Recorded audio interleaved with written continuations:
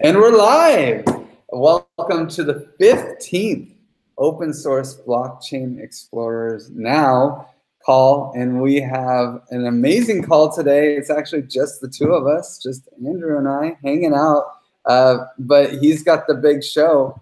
I'm pretty excited to see what the newest updates are on POA Network's Block Scout. But of course, I should give a quick intro just to say that we have a secret centralization in Ethereum and all EVM blockchains, the Block Explorer itself. If someone hacks a Block Explorer, they could just move money to any account they want without even moving on the blockchain, because everyone goes to the Block Explorers to see what happened, right? So we need this to be decentralized. It's really important. We need it to be open source and free for anyone to use. And we don't have that right now. And that's why we're here building a community around the concept. So let's just do a quick intro round. I'm Griff Green. I work with Giveth, and I'm just excited to push this movement forward. Andrew? Hey guys, I'm Andrew Gravino from POA Network. I'm the project lead on Block Scout, which is our open source EVM block explorer that we've been building for the last 6 months or so. I'm excited to show off a short demo of what we've been doing the last 2 weeks or so, and some other exciting announcements. Yeah, some big ones. You let me in before we started the show. I'm pretty excited to hear him say it again, though. So a couple quick announcements. First off, there is the 35th annual Computer Chaos Club is kicking. We have a good friend in the community named Palto, who's managing a blockchain stage. So if any of you are going to be in Germany for the winter and want to be part of the project, or part of the, give your presentation at this awesome event. It's like Burning Man meets a tech conference. It's really something to see. And if you want to go and if you want to present there, then you should connect with me or Polto, if you know Polto. Submissions are due on October 15th to create kind of a space, I think.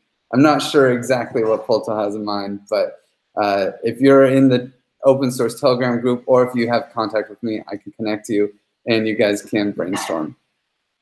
The other thing is in Berlin on the 22nd is the Web3 Summit. And I have a node called Decentralize Now, where we're going to talk about all sorts of cool decentralizing all the things. So we're going to have a nice, I think, 2-hour block on data availability and open source block explorers, where everyone's going to do demos and show people how to deploy their block explorer or whatever their system is onto your own computer. So I'll be very active. And we'll also have a discussion on why it's important to have open source tools, open source block explorers for data availability on chain. And we'll discuss all sorts of other topics, identity, hardware, governance. It'll be really fun. So definitely find us if you're in Berlin. So that's the bureaucracy. Now let's get to the meat. Andrew, you show us this demo. I'm so stoked to see it, man. Definitely. All right. So let's see. Gotta find. There we go. All right. How does that look, Griff? Oh, it looks great.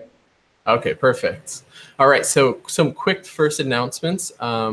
I'm not sure if I'm allowed to say this, but I'll say it anyways to the viewers here. But we will be launching early next week our version 1 release, which will include our 6 networks, not our 6 networks, but 6 networks, including POA Core, SOOOOO, our SOOOOO testnet, Ethereum mainnet, Ethereum Classic, Ropsten, and Coven. So that's exciting. That's awesome, man. That's super exciting. Yeah, we've been working hard for the last 6 months or so, and we're finally getting there. We're very, very close. We have some more pull requests today and Monday, and hopefully we'll be looking good for Tuesday or Wednesday. Just out of curiosity, what were the last sticking points on getting mainnet to work? Sure. So, there's a couple things. You know, everything worked great for all the chains, including Ethereum mainnet. But Ethereum mainnet has so much data in every single block that, like, as you see, so we're looking at Coven right here. We're easily able to keep up with, you know, two transactions. But with Ethereum mainnet, you could have 300, you know, 250 transactions, and then the next one has 40. So we'd have like 2 blocks come in here, and then like 4 blocks to go back would now come in. And like you would see different, like the blocks would be out of order, and you know, it just was a bad user experience. So now what we do is, if we get, you know, basically how our indexer works is we receive a subscription that, hey, a block's been mined. So we start processing all the transactions, internal transaction, token transfers, getting all the balances for every single address that's included there. But if there's only 40 transactions in this block, it's going to process a lot quicker than something with, you know, 200 transactions. So what we do is we now show like placeholders like, hey, this block's been mined, we're processing it. Like, give us a second. And, you know, so you can still click on like the other blocks and see it. You can click on that block if you want to. And then as soon as the transactions and everything is ready, it'll pop right on your screen ready for you. So it was just little things like that that we wanted to make just right before releasing it for Ethereum mainnet. But there was actually one other thing that it's a big thing that we've been working on, and that's the slowest part for Ethereum mainnet were the count queries. So if you go to an address or you know, tokens or token holders, you have to do all these counts. And with, you know, 1 billion addresses in our balance tables, it was very, so another thing, so we keep balance for every single time an address is used. And that goes all the way back to Genesis block. So if an address has 1 million transactions, we will chart every single balance change for that particular account. So these tables grow just massively. And what we did is we utilized, you know, Erlang is very good at stuff like this. So instead of letting Postgres rely on something like this, you know, and querying Postgres, what we decided to do was it's something called an ETS table, which is an Erlang term storage table. So it's an in-memory table, very similar to like a Postgres table, that will store all these counts. So instead of having to like Postgres, how many transactions for this address? Now we can just query Erlang and say, hey, how many transactions for this address? And it's so much quicker. So we're doing that for all aspects, and that's what today and Monday is, you know, for tokens, transactions, everything. And that's what like the last hurdle is for Ethereum mainnet. Wow, that's crazy, man. I mean, yeah, those tables must be ridiculous. Yeah, that's that was one of our biggest hurdles in the last week or so. It's just optimization, making the user experience great. It's still not perfect. You know, we still have a lot of work to do for the actual, you know, getting it to where we want, but it's good right now, but we will be making it perfect in the long run now. Yeah. So I mean, yeah. What I'm actually showing here is like another in the last 2 weeks, another issue that we fixed, or not really fixed, but it's an enhancement. This is just like pending transactions. This is just a good way to show it. We've had this for a little while, but actually seeing like the pending states of the transactions coming in. And I'm not sure if this one will show up, but you can also, you know, if you send money from an exchange and you're sitting here in the transaction details page, as soon as this confirms, it'll switch right over and there's no waiting for it. This could be just a stuck transaction, but you could probably find a good one here, or if we can click on it quick enough.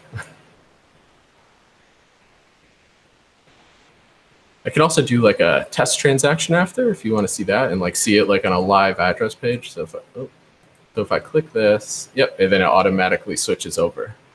Wow, that's nice. That's faster than Etherscope. Yeah, and then like we'll see like the block confirmations tick up, you know, just sitting here. Always have to wait, you know, 30 or 50 confirmations. So instead of having to refresh every time, it's nice to just sit here and see it tick and not have to refresh the page. But yeah, next, like I can show an actual transaction. So this is just a test address, and I can come over here and just send a transaction. We'll see what that looks like.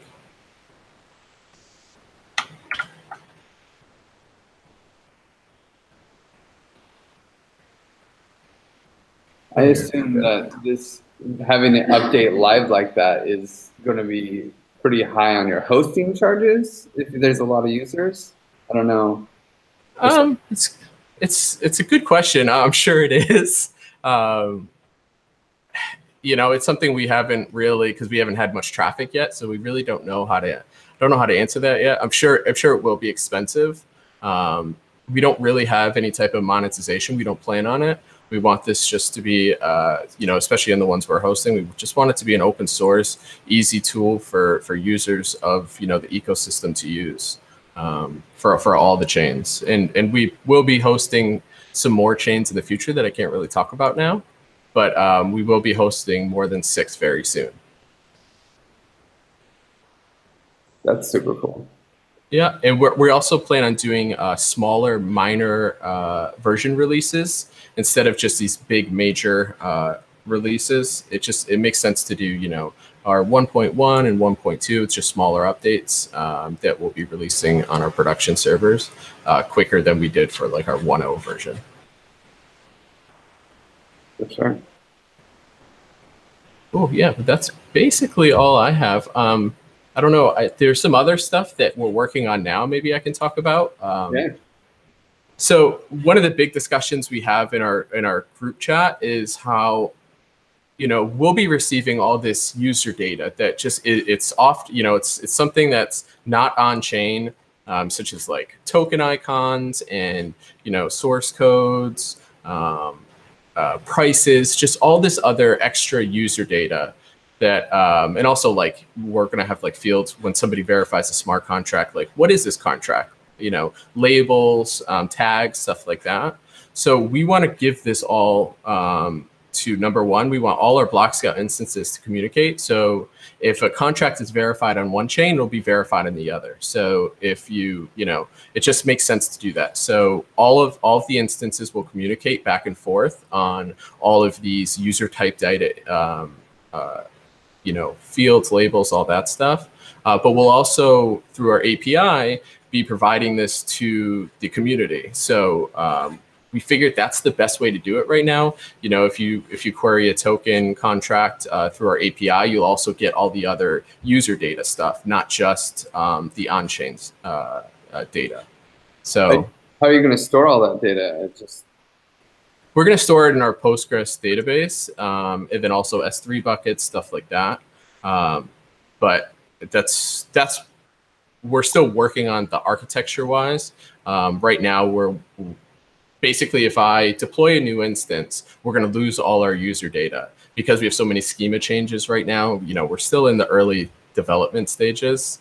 So we want to immediately get it where we can dump all the user data and then on deployment, a blue-green deployment, immediately have all that user data back.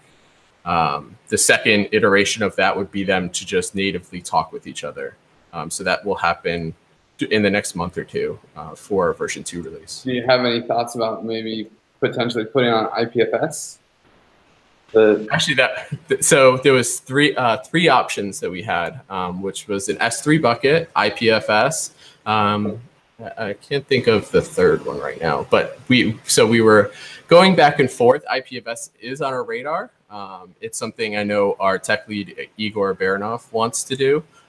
So that will be actually in our version 3, putting a lot of this data on IPFS, but not in this initial version. Yeah, it's pretty hard to keep it up, you know, if you're not working with it a lot. So. But there is something I just want to throw on the radar, IPFS Consortium, which is kind of a group. So you can kind of have a group that is agreeing to host each other's data and divide it up in a certain way. And so there's a cool crew that's working on that. And actually they'll talk about it during the Web3 Summit at our node. So Igor will hopefully attend. Snag him. Yeah. That would be great. Yeah, provide some information on that, and That'll be awesome. Yeah. I think that's it for everything that I wanted to cover. We'll be upgrading to parity version 2 very shortly, probably at the end of next week. So we'll support 1.1, 1.1, 1.11, and then the most stable 2. Whatever version that is. Yeah. And are you following the upgrades, like the next hard fork? I'm sure you're excited about having to play with a hard fork. Definitely, yeah. We're really looking forward to it. Yeah. No, yeah. So, yeah, we keep an eye out on all the issues for Ethereum and what we need to do to support everything. Right now, like we're taking ERC 721 and trying to provide the best support we can there, and seeing like what the next token iterations are, and trying to provide support as they come or even before they do. Yeah, and the 777 standard is almost frozen. The next main token standard that I think most people are excited about. I'm a little biased because I'm in Jordy's house right now, so he makes that standard. But there's going to be a lot of interesting tokens coming out of that too. So. Definitely, yeah, that's exciting.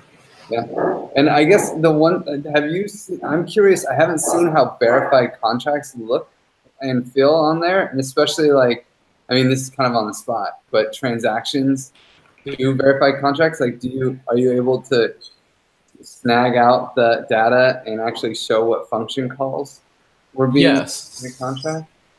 So let me see if I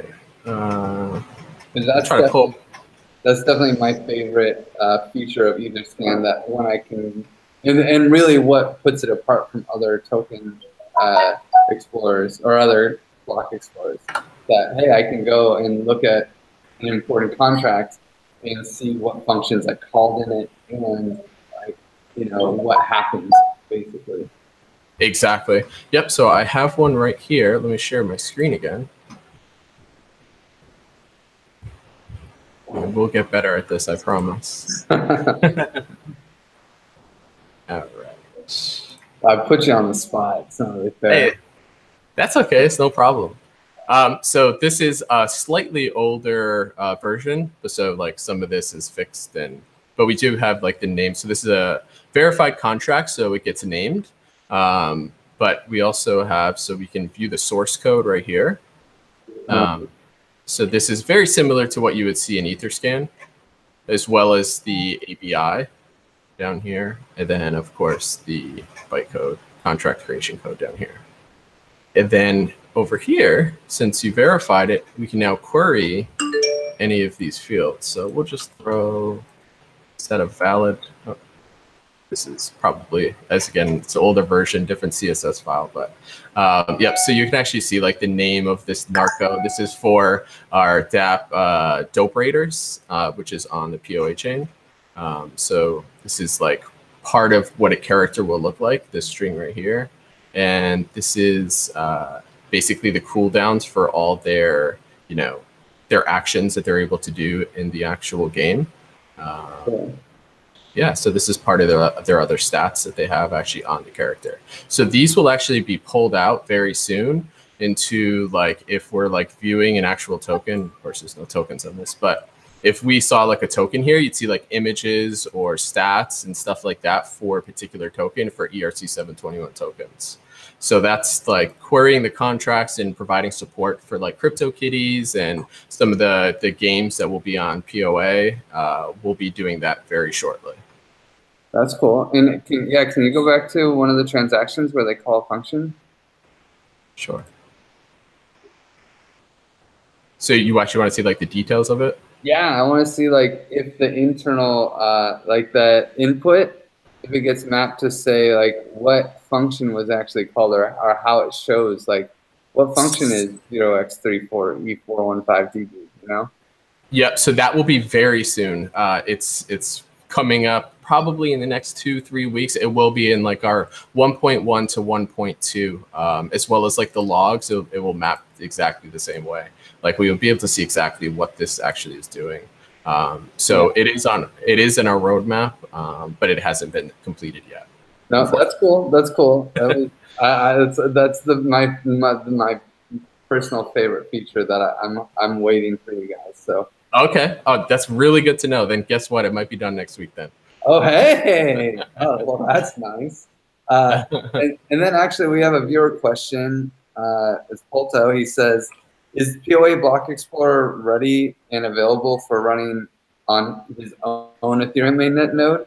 And where is the documentation to install it? And then so that's one question. He has a second question too. Sure. Okay. Actually, maybe I should share, but we do. So right now, yes, you can, whether it's a custom chain or it's Ethereum mainnet, if you have your own node, you just have to have WebSockets enabled, tracing. It basically needs to be a full node with WebSockets open. And you can, there are directions. Actually, why don't I just share and show the directions?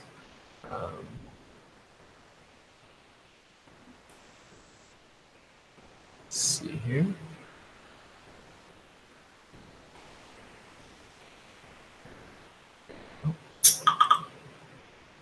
All right, so this is, of course, this is Block Scout's repo on GitHub. So this is just simple directions on how to actually build and run the basic Block Scout. And what this will do right now, and we're going to change this in the future, is because we realize there's so much demand for, you know, private networks and just other networks besides POA. Right now, if you spin this up, it's going to it's basically going to give you POA SOOOOO chain, which is our test net. But we said, you know what, this isn't a good user experience. We should be, you know, asking the user, hey, do you have a node? What network would you like to connect to by default? So right away, when you spin up the chain, you'll have like configuration through an admin panel to actually, number one, change your theme colors. So we're changing to Bootstrap 4, which provides like CSS variables that are configurable. So you'll be able to log into your admin panel, define your nodes. You'll be able to change like your palettes of what your theme looks like, change your logo. But as of right now, you actually, unfortunately, have to actually go into these files right here and change, you know, this is like a CSS variables of, so we have like a neutral variable, a POA, Coven, and all the rest of the chains that we support. This is providing directions for Ethereum Classic right here. But you would, if you wanted to change your RPC endpoints, you would just go into these 4 files here and change exactly, you know, basically it's 4 spots in each one of these 4 files. And then you'll spin it up and you'll be good to go. Yeah, so it's pretty easy. Maybe next time I can actually deploy right in, you know, live, and you know, it's just a custom chain or something like that, and show everybody exactly how it's done. It takes about 10 minutes, and you could have your own Block Scout instance on whichever chain you choose. Well, and that actually brings it up to his next question. Is basically, is DAppNode on your radar? Have you seen? Do you know if this is able to be integrated into DAppNode? To be honest with you, I'm not too familiar with DAppNode. So basically, DAppNode is this little box. I actually have some over here. I might as well, since I'm, you know, I'm in his house, so I gotta. These are DAppNodes, and so they're basically personal servers, right? Yeah. And they, so you can run. They're really made for running clients really easily. So you can run your Bitcoin client, your Monero client, your Ethereum client, you know, ROPs and testnets, and instead of using your computer and just like hearing the fan go all day, you can just have it going there, right? And what's really cool is with a DAppNode, you can be your own little personal Infura, and you can let other people connect through your node. And so it's really about decentralizing hardware. And so you can run proof of stake clients, you can run all these things. And what's really cool is they just use Docker. So if Block Scout can be Dockerized, then boom, you can have it running. You can pair it with your Ropsten node, your Ether Classic node, your Ethereum node, and your POA node, and you can have the block scout there as the explorer running personally on your own server. Yeah, that sounds fantastic, and it's a great idea.